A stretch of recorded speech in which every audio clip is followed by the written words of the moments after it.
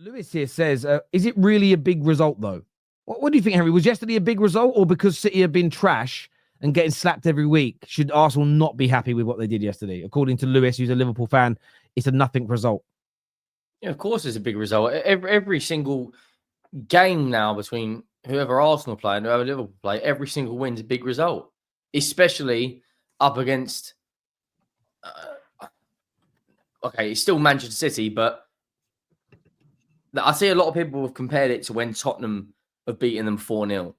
Now, there's almost not an acceptance, but an expectation that Tottenham will turn up and either beat City or give City a very good game. I don't think anyone really expected Arsenal to go out there and score 5 yesterday. Like that is, for anyone to think that, it's just, well, it's a bold prediction. But what I was saying to Liverpool fans, I have never seen... I can understand the City fans saying, "Oh, you've won nothing, etc., etc." But Liverpool fans, like, it was a perfect weekend for you. You won. You got a clean sheet. Nothing's changed. Why do you care? But it's just everyone's rattled. But like for Liverpool fans to come out and say it's an irrelevant win against the poor Manchester City side, it's still Man City. But they have definitely lost that fear factor now. Every single one's going to be looking at City now, thinking. They're not the same Man City and everyone eats team except for Chelsea. Every single top 6 team has beaten Man City this season except for Chelsea.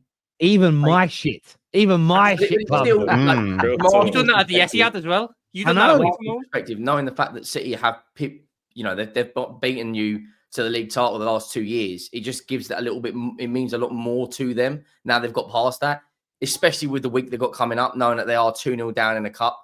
Like that's a huge morale booster. And like the shithousery from Lewis Skelly doing that, the celebration that Haaland does, Jamie Vardy does that on a regular basis, and no one says anything. Scoring against Crystal Palace away, doing the Brighton Bird or whatever it was, Brighton away doing the Crystal Palace Eagle. Like no one says anything, but because it's an Arsenal player, everyone, like the kid's 18. He's just had the game of his life. Like let him calm down and enjoy his moment. But I also understand people saying, but you haven't won anything because... No, but it's one of them ones where it's not like he just said, Haaland, I'm just going to pick your celebration and do some shit. It's like there's a backstory. You tried to little boy me, calling me, who the F are you? And I showed you who the F I was. And I dunked Did you even see Haaland's dad got involved? Haaland's dad got involved on Twitter. Is that real?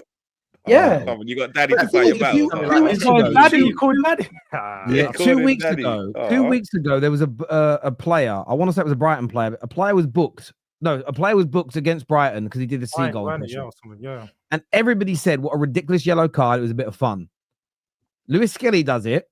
And I think there's a debate in the Houses of Parliament tomorrow as to whether or not he should be arrested. Like the difference in reaction is crazy. And what I find interesting is that all the people that say that Arsenal are not a threat, they're not a big team, and they're not scary, I don't get the reaction. That's why I always find it funny that Arsenal gets such a viral reaction from rival fans who say they don't think about them and they're irrelevant. If they really were, your knickers wouldn't be in a twist, would they? Or maybe I'm wrong. Let us know.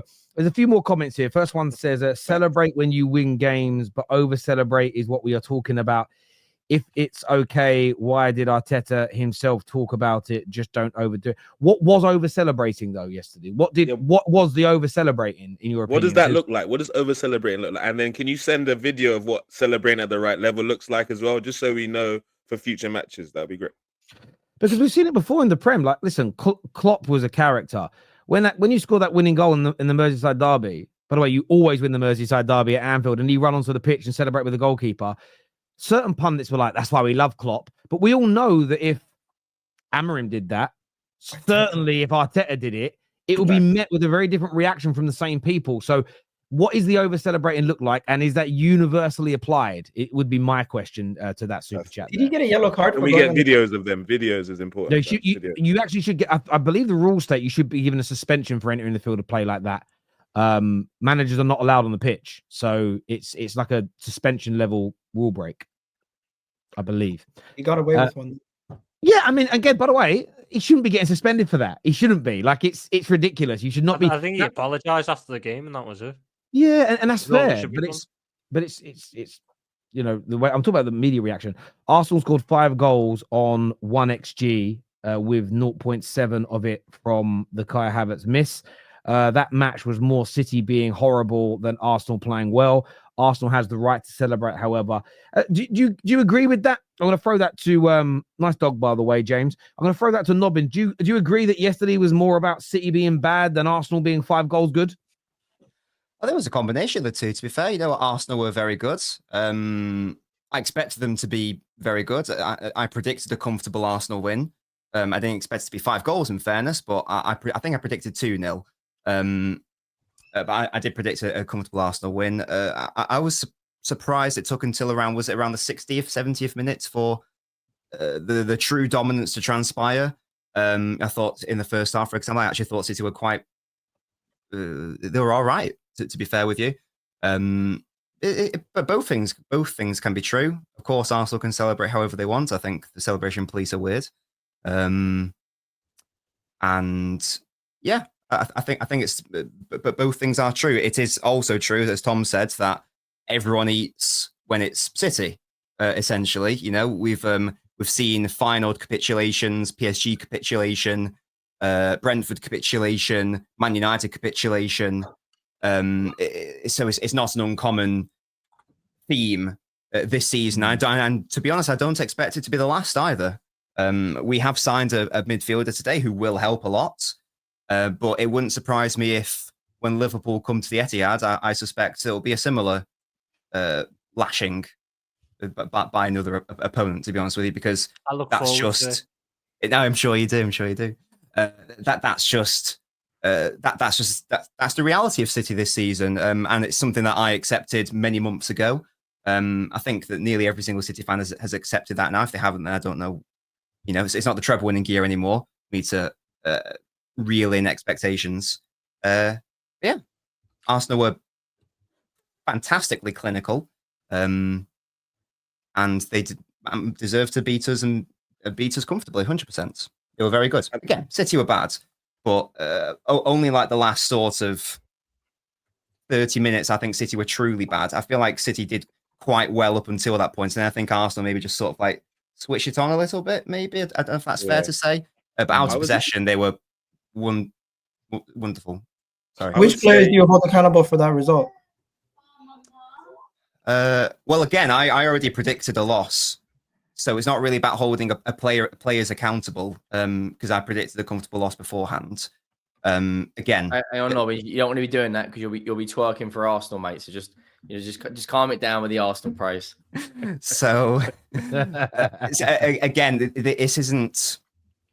It's not about this player should have done better. Like, yeah, Akanji should do better.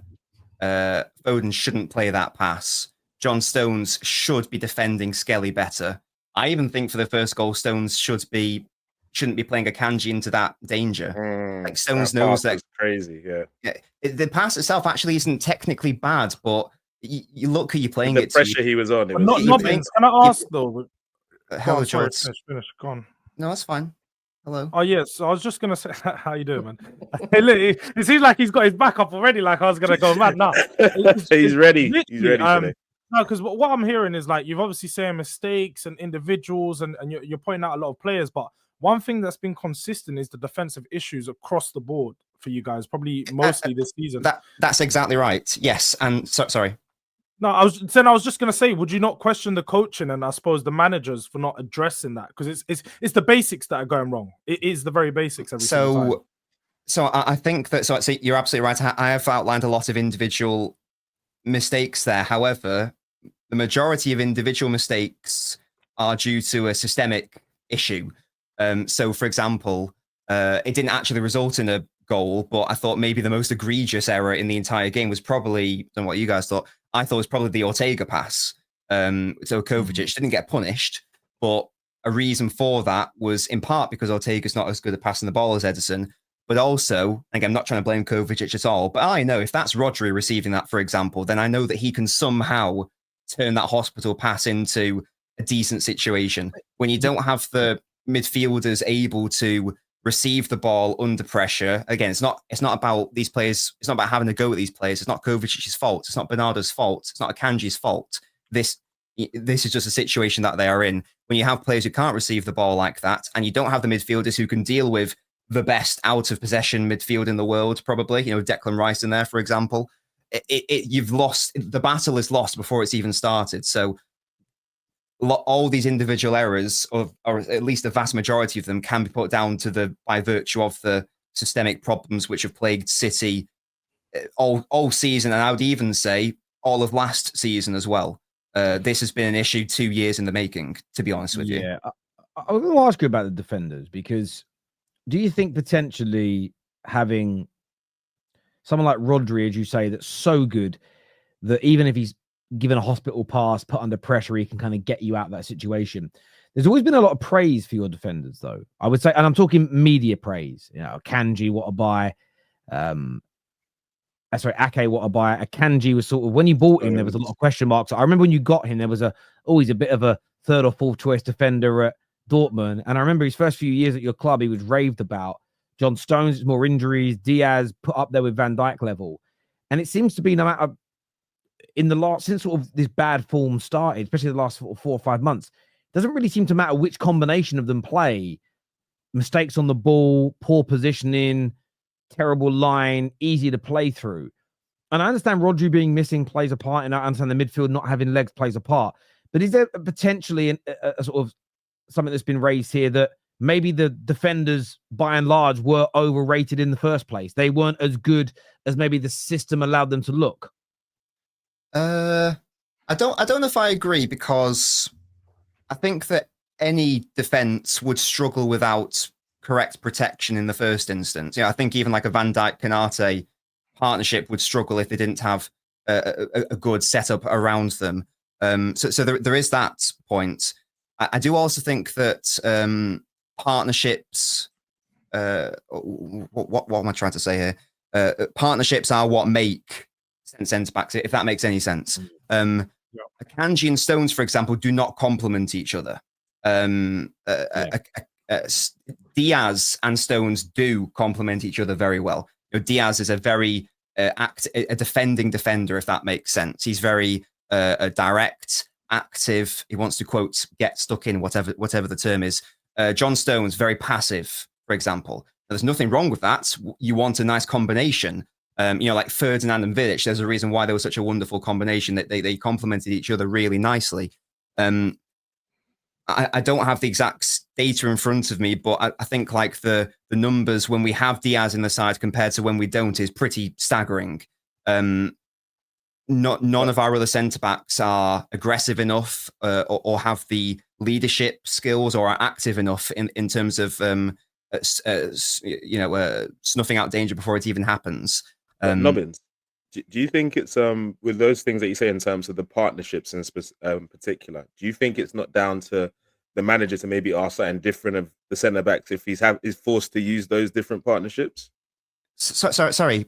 Do you think it's down to the manager to basically ask those centre backs to do something a little bit different because they don't complement each other that well?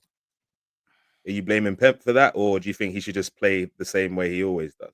I think it's hard to ask. Let's take John Stones, for example. He's not a young player. He's like, 30 maybe. I think it's very hard to ask him to play differently to how he's played the entirety of his career. Like this is because it also comes down to instinct as well. Like Diaz has just got it in his natural instinct to know, I need to get onto that player now because I've been in this situation thousands of times. I know the danger is there. I need to get on the man immediately. Akanji has never played like that. For example, I know we're talking about Stones, but Akanji's likewise. So you might think, well, why isn't Akanji just on him like quicker? It's not. For me, I don't think it's easy to unlearn that sort of behavior like partway through a season. I don't know. I think that's maybe why the Kusanov signing is pretty important, because he's like that. He's that sort of player. Let me hold on. Just about that point. Would you say it's really more unlearn the behavior or adapting your game to the situation? I don't think it's really unlearn the behavior, because there's someone like Stones who we've kind of praised for the different positions he can play in and his different qualities he has. Even at 30, surely with the experience he has, maybe you can adapt your game knowing that what you're used to having in the side is not available. Kunle, can I ask you a question on that, Kunle, first before you go, Nobbins? Is that not, and I'm defending City here a little bit, is that not just systematic with how most modern day players are? there's less adaptability in football players in 2025 compared to 1995. As an example, we get a lot of players get stick for it, like system players, but I feel like from academy level right up to the first teams now, most clubs operate with a strict system and a set way of playing. Is it just not that most players have those limitations? And when you change it, so when Maguire leaves a club where they play a low block with 3 at the back into a back 4 of a high line, suddenly he looks like a trash player that everyone's been raving about for. It's not defending him, but it's put him in a completely unnatural environment, and he's just never been trained to play that way. No, you have a very good point, and majority of the players now, I agree with that. But there's certain players that are like can play across multiple different positions, and I believe that type of player is more adaptable to different scenarios than a player that's been trained in one position and drilled. Do you get what I mean? Like someone like Stones is someone we've talked about. Akanji, not so much, but Stones is someone that we've talked about can fill in multiple different positions. So I thought there'd be like an adaptability aspect of his game where he can switch it up in different situations. No? You know something? Yeah. The defenders made a lot of mistakes, but I feel like there's another elephant in the room that we need to speak about also. Can I just respond to Kunle, please? Yeah. Sorry. I jumped in first. My apologies. No, that's fine. Maybe you're right, Kunle. I do feel like another element of it is like fundamentally, Stones has never been the best box defender. You know what I mean? Like he's never, and that's not a slide. That's not me having a go, but that's not been his. That's a fair point. That's not been his strength, his key attribute. Yeah. I'm not saying he's bad at it, but it's like Stones, even like Gvardiol. Again, I'm not saying that these are bad players, but that is Ruben Dias's bread and butter. Yeah. Like he will get his basically. Yeah, he will get his body on the line. He will tackle. He will clear it. That is just his game. That is his bread and butter. That's just his style as a centre back. Stones has again never really been like that. So, and I think that when you've got two, in fact, when you've got the entire back 4 who are not great box defenders, because Nunez is not a great box defender. Neither is Akanji. Neither is Stones. Neither is Joshko. Even though I rate him highly as a defender, box defending is a very specific element of that. I think we've got all 4 of them, coupled with all the lack of protection that we've discussed. I think that you are in an almost a borderline impossible situation. Certainly one that, in my view, that can't be coached to success.